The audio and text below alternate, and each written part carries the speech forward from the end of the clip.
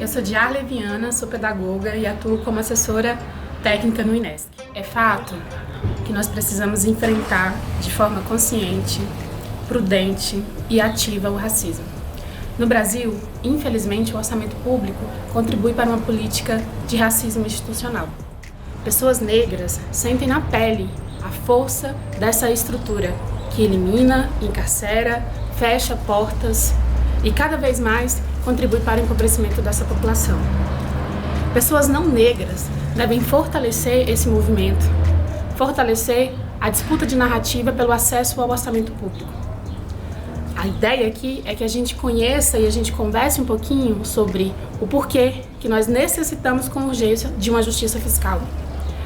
Que tenhamos um orçamento que contribua para a garantia de direitos, sobretudo o direito das mulheres negras. Você sabe qual a relação entre as políticas fiscais e os direitos humanos? Os direitos humanos são os direitos que toda pessoa tem por existir. A política fiscal é a forma como o governo obtém os recursos para se financiar e como os gasta. Logo, a política fiscal pode promover ou retroceder na garantia dos direitos humanos.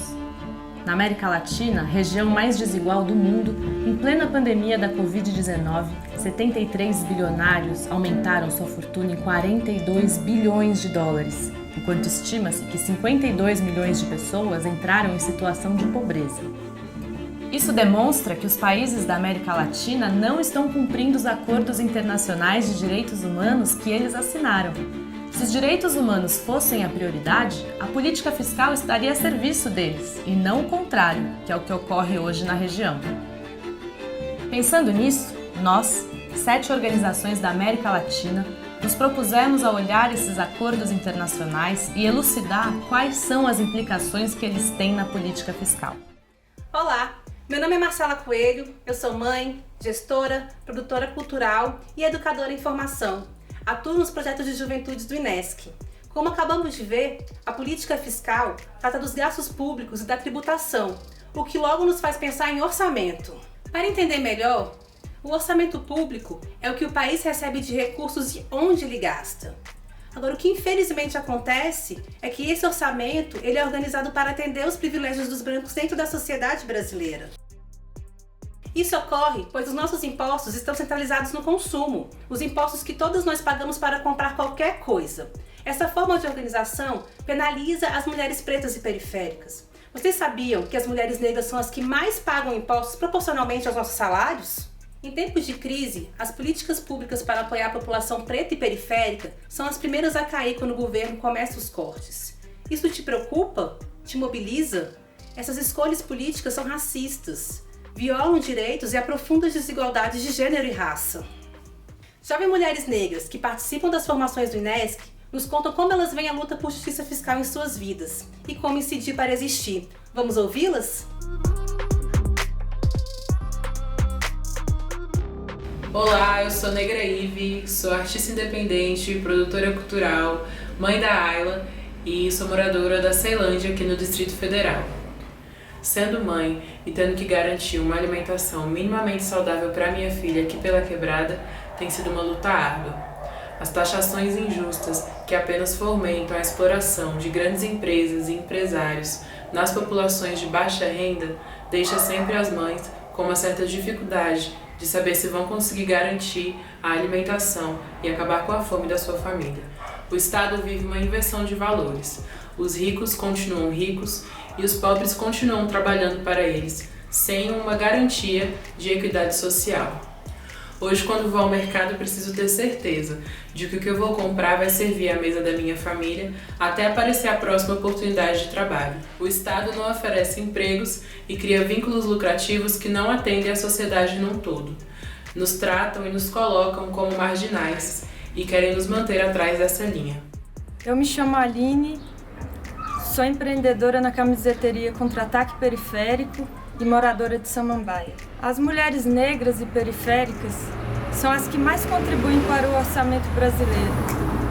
No entanto, essas mesmas mulheres precisam deixar seus filhos na casa dos outros para poder cuidar da casa e dos filhos de outras famílias. Esse mesmo país, para piorar, não taxa as grandes fortunas. o que significa que essa mesma mulher, muito provavelmente negra, paga os mesmos impostos que seus patrões ricos. Ela trabalhará até a velhice, isso se conseguir alcançá-la. Talvez não sobreviva até a aposentadoria e ainda ouvirá repetidas vezes: esse povo é pobre porque não trabalha. A justiça fiscal deve cobrar mais de quem ganha mais. Beneficiar grupos pequenos significa beneficiar também a ascensão das desigualdades.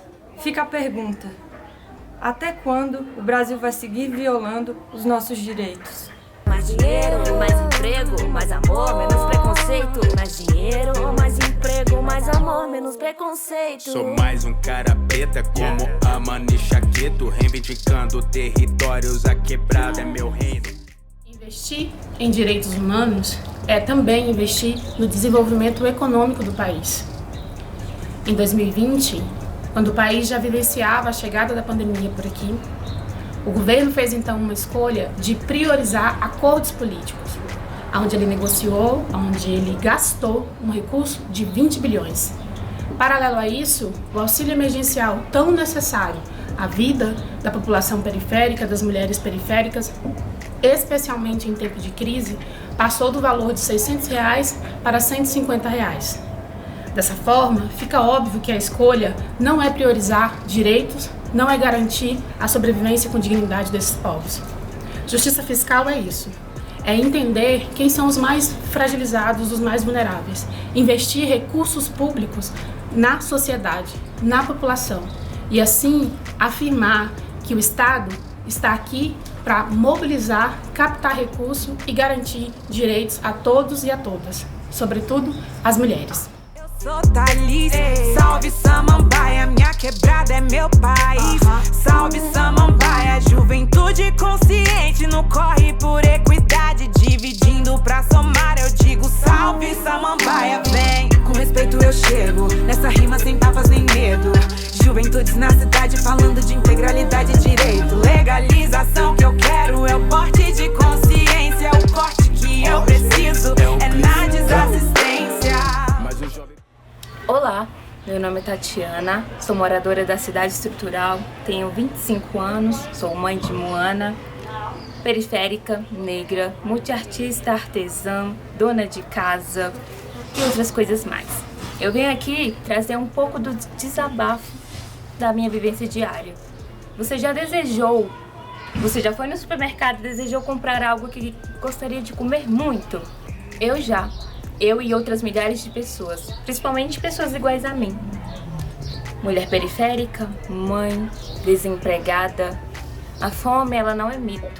A situação de fome não é mimimi. No Brasil, isso costuma ter endereço e cor negra. Sabe por quê? Porque o investimento nas desigualdades, ela é muito maior. A nossa querida cesta básica, ela foi criada em 1938. Você sabia que, a partir daí, a única coisa que aumenta é só o valor? Pois ela não é comparada ao valor do arroz, do leite, da fralda. E ela foi criada em cima do salário mínimo para um cidadão comum adulto. Agora imagina só esse adulto. Será que ele mora só? Ele tem criança? Tem pessoas idosas? Imagina só um cardápio sem saladas, sem verduras, sem frutas, sem alimentação ideal para a criança. Eu tô falando de alimentação de qualidade. Não sou economista, mas eu e muitas irmãs que vivem, mulheres negras, mulheres jovens, mães, sabemos que esse investimento socioeconômico só nos empobrece mais. Ele não nos complementa, não nos prioriza, pois isso não garante nossos direitos, e sim aprofunda mais a desigualdade. E é um absurdo os cortes e atrasos nos auxílios, pois a fome ela não espera. É muito fácil dizer que amanhã, semana que vem, mês que vem, o auxílio vai sair e muita gente passando fome.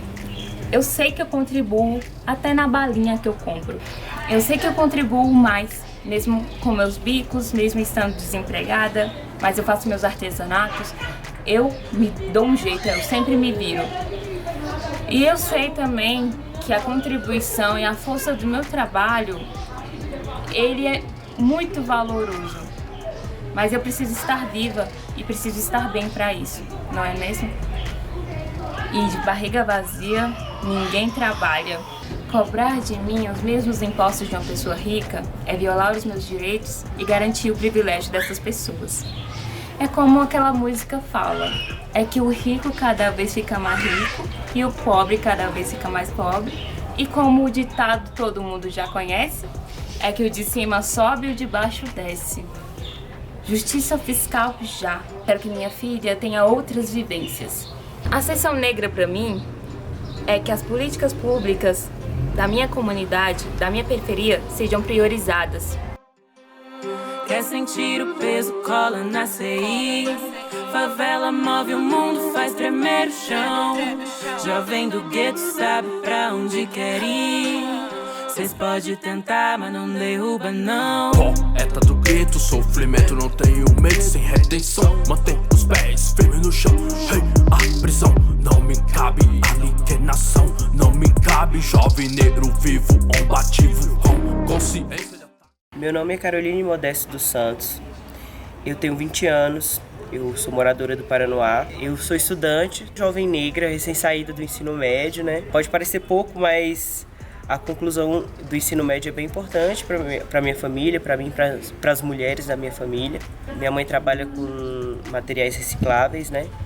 E nesse período da pandemia a gente não pôde estar trabalhando com isso, o que afetou muito a nossa renda aqui em casa. Eu tive uma experiência muito ruim com o emprego que eu tive, eu procurei, achei, né? E comecei a trabalhar, mas eu comecei a sentir uma certa perseguição do meu chefe comigo, especificamente. E eu era a única mulher negra que trabalhava com ele, então eu era constantemente humilhada publicamente, eu era rechaçada. E isso me fazia muito mal. Eu lembro de ter crises de ansiedade na cozinha do trabalho. Assim. E aí eu não aguentei por muito mais tempo, pedi para sair. A nossa subsistência foi bastante afetada nesse período pandêmico, né? Nós ficamos sem a nossa principal fonte de renda, porque nós não podíamos trabalhar, né?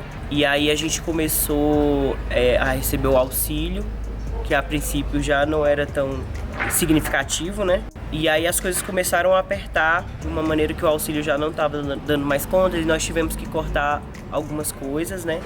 A carne vermelha é uma delas, a gente não come carne vermelha já tem quase um ano. Houve um aumento nas contas e ainda assim, dependendo de doações que ocorrem ocasionalmente, né? O auxílio emergencial, depois dessa baixa que teve, ficou bastante difícil fechar as contas no fim do mês, fazer as compras no mercado, né? E você enxergar essa situação, um governo que gasta 15 milhões em leite condensado, né? E tem pessoas passando fome, né? O Brasil é um dos países que voltou para o mapa da fome. O que a gente quer é que a justiça fiscal seja em favor da vida da juventude, do direito e da vida da juventude, para que a gente possa perceber uma ascensão social verdadeira, né? E é isso que a justiça fiscal deveria garantir, né? Todos esses direitos para que a juventude negra, periférica, tenha sua participação na sociedade, que tenha uma qualidade de vida melhor.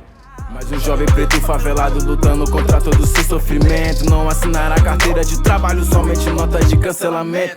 Com a minha arte ocupo a cidade, sempre acompanhou uma ancestralidade. Motivo seu provérbio pra desistir, sou preto, sou forte e vou prosseguir. Sistema de opressão é forte, mas vai se quebrar quando a juventude se manifestar. Pra cada gota de ódio, 10 litros de arte jogado na cara da sociedade. A batalha pela justiça fiscal no país é garantir que os direitos cheguem para as pessoas que mais necessitam. É afirmar que é necessário que direitos humanos estejam presentes na vida de todas as pessoas. Significa dizer que a população empobrecida tem acesso aos seus direitos de igual modo da outra população que usufrui de mais direitos, hoje, podendo ser visto e afirmado como privilégio. A nossa narrativa é para que mulheres, e sobretudo as mulheres negras, que mais contribuem, possam ser vistas como seres humanos. Que essas políticas públicas cheguem para elas como condição de vida. Que o orçamento público seja visto e dividido de igual modo a priorizar as condições de vida, não inegociáveis, não para privilegiar as grandes fortunas, os grandes empresários, a quem já tem. Por um orçamento público transparente, pela distribuição dos recursos públicos para quem necessita, merece e para quem mais contribui com esse bolo. A ascensão negra depende de políticas públicas de afirmação com urgência para a inclusão, para o respeito, para a garantia de direito da população negra e da população periférica. Dizer também, política fiscal, ela diz e nos convoca a uma ideia simples: investir na humanidade das pessoas. Investir na garantia do direito das pessoas é investir no desenvolvimento econômico e social do país, é garantir os direitos humanos e é possibilitar e responder a uma dívida histórica que esse país tem com a população negra, sobretudo com as mulheres negras. Surgem assim os 15 princípios de direitos humanos na política fiscal, que, se aplicados pelos governos, assegurariam que as políticas fiscais estejam a serviço da garantia de nossos direitos. Algumas das ideias do documento são: o Estado precisa arrecadar impostos de maneira justa, de forma que os mais ricos contribuam mais. Mulheres, afrodescendentes, povos indígenas e comunidades tradicionais precisam ter prioridade nas decisões de gasto. Por fim, a política fiscal deve ser transparente, participativa e sujeita à prestação de contas. Quer saber mais? Visite nosso site.